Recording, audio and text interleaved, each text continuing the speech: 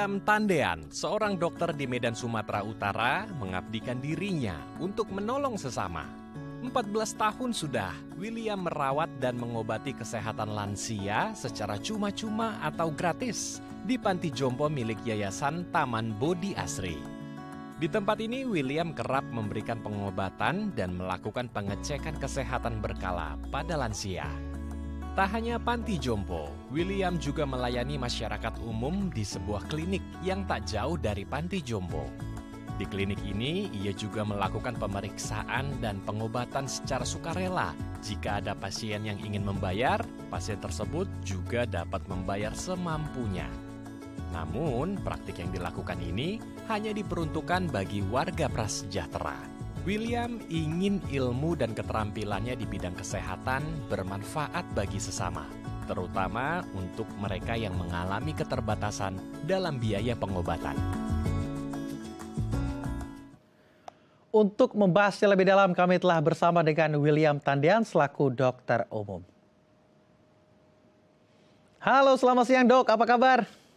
Halo Mas Akbar, selamat siang. Baik sekali. Apa Baik, kabar ya? Mas? Alhamdulillah saya Baik. juga baik dok. Dokter, Mantap. ini luar biasa 14 tahun mengabdi untuk masyarakat. Benar ini, memberikan pengobatan secara gratis? Iya benar. Jadi di Panti Jompo pastinya dan di klinik yang dekat Panti Jompo. Oke, di Panti Jompo dan juga mendirikan klinik juga dekat Panti Jompo? Jadi klinik itu sebenarnya didirikan oleh Yayasan Rotary Club Medan Daily. Jadi bekerja sama dengan yayasan untuk memberikan pengobatan untuk masyarakat sekitar sana. Apa yang menggerakkan Anda untuk memberikan pengobatan secara gratis? Jadi memang tujuan dari menjadi seorang dokter itu kan tujuan itu adalah menyembuhkan pasien. Jadi kadang masih banyak pasien-pasien yang tidak mendapatkan pelayanan kesehatan yang baik dikarenakan mungkin karena infrastruktur ataupun lain hal sebagainya, dan itulah yang menggerakkan hati saya pertama kali karena tujuannya adalah untuk setiap orang wajib mendapatkan pelayanan kesehatan yang baik. Awalnya. Oke, setiap orang wajib mendapatkan pelayanan kesehatan yang baik begitu ya, tidak terkecuali siapapun begitu ya. Akhirnya Siapapun. seorang William tergerak untuk memberikan fasilitas dan pelayanan kesehatan secara gratis. Benar. Dokter tidak berkonflik dengan diri sendiri, apalagi berkaitan dengan kesejahteraan Anda secara pribadi.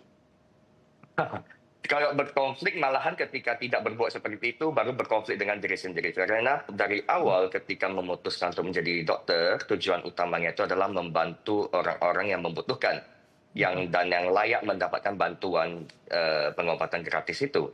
Jadi sebenarnya kalau dibilang secara finansial, saya rasa kebahagiaan itu didapat bukan hanya sekedar finansial, tapi ketika kita bisa menyembuhkan pasien dan pasien itu kembali ke kita dengan rasa yang bahagia, bersyukur, itu juga salah satu finansial secara kejiwaan, secara Luar psikis. biasa, finansial bukan semata-mata angka, Iya. kuantitatif, tapi kebahagiaan orang lain, kesehatan orang lain di mata Dokter William ini menjadi sebuah kebahagiaan, Iya benar. menjadi sebuah ladang berkah, begitu dok? Iya benar sekali.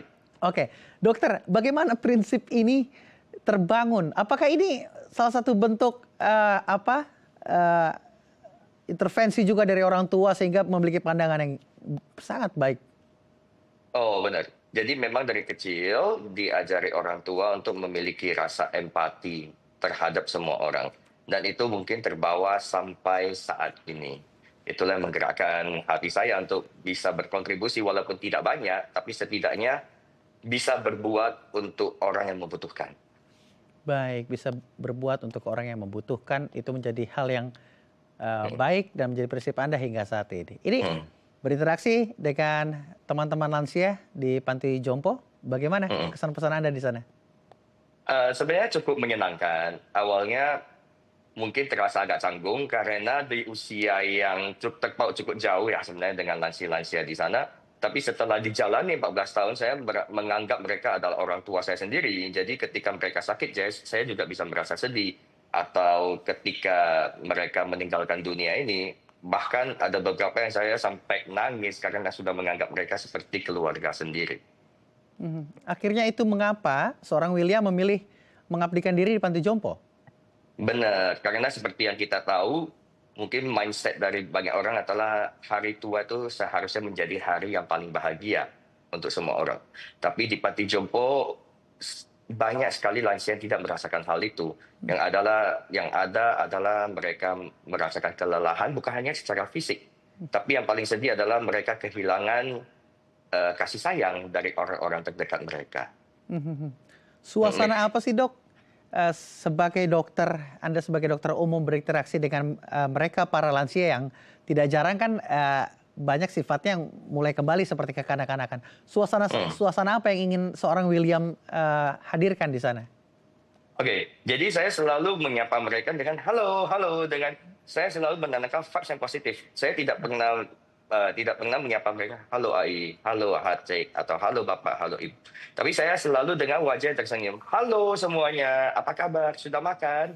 Bagaimana kondisi kesehatan hari ini? Jadi mereka secara tidak langsung sudah terpapar dengan vibes positif yang saya sebarkan. Dan mereka akan menjawab dengan baik sekali dokter. Apa kabar? Kamu sudah makan? Malah menjadi interaksi yang baik jadinya. Walaupun sebelumnya wajah mereka lesu. Berarti tidak hanya secara transaksional begitu ya, menyembuhkan saja, tapi secara langsung juga menyapa batin untuk bagaimana mereka memiliki psikologi yang lebih baik. Saya penasaran apa saja sih cerita-cerita unik di sana, tapi jangan dijawab dulu terlebih dahulu, Dr. William, karena kita akan break dulu. Pemirsa juga jangan kemana-mana, tetap di Halo Indonesia.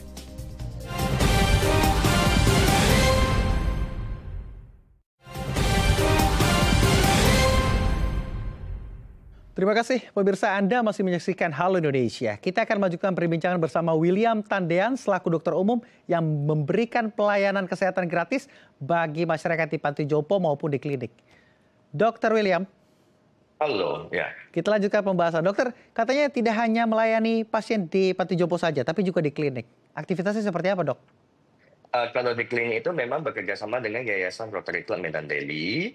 Jadi mereka menyediakan pusat pelayanan itu dan memberikan pengobatan yang sebenarnya kita sediain satu kotak amal, mau berapapun nominal yang dikasih, kita akan terima. Oke. Jadi tidak dipatok tarif begitu ya? Tidak.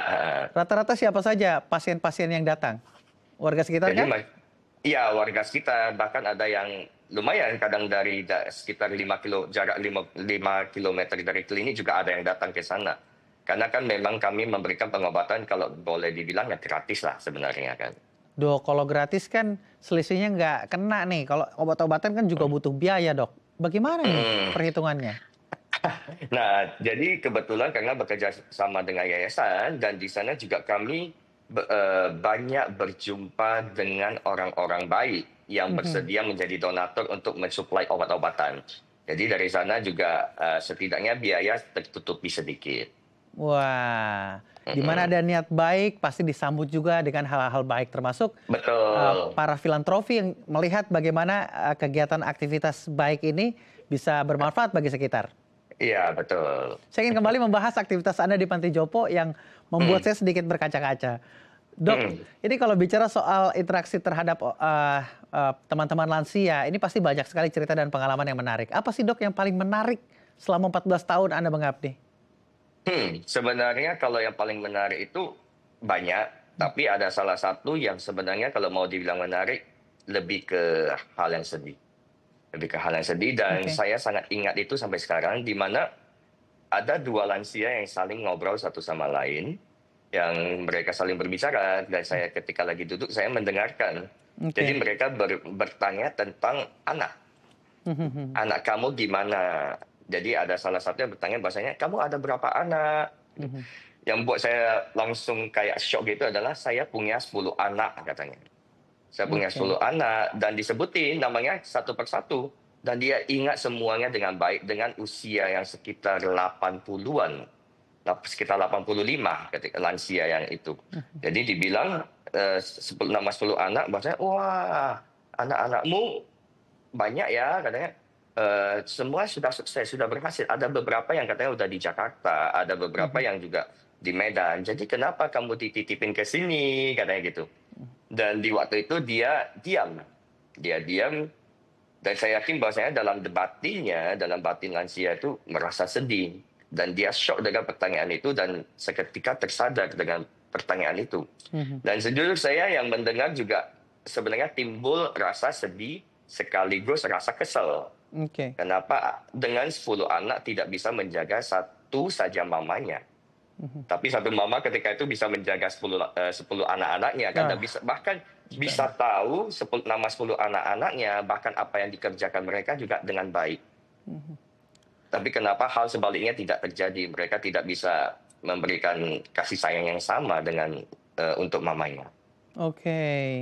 Artinya dokter melihat bagaimana dinamika di sana tidak hanya persoalan penyakit secara umum begitu ya, ternyata ada luka-luka psikologi juga yang dialami di sana. Bagaimana Anda menanggulangi hal ini? Membuat mereka merasa nyaman di panti jompo, merasa ini adalah rumahnya, merasa di sekelilingnya juga bagian dari keluarganya. Jadi ketika saya berjumpa dengan mereka, saya selalu bilang bahwasanya saya selalu menganggap kamu adalah orang tua saya sendiri. Makanya saya selalu akan memberikan pengobatan yang terbaik buat kamu. Kamu ada masalah apa, kamu boleh ceritakan ke saya. Ketika kamu rasa kamu tidak bisa menceritakan kepada orang lain, kamu boleh menganggap saya sebagai anak kamu sendiri. Kamu boleh cerita apapun. Dan saya akan berusaha cari jalan keluar buat kamu. Jadi bukan hanya secara pengobatan, secara obat-obatan. Tapi memang rata-rata lansia di sana mereka bahkan lebih sering butuh untuk pengobatan spiritualnya dan mentalnya.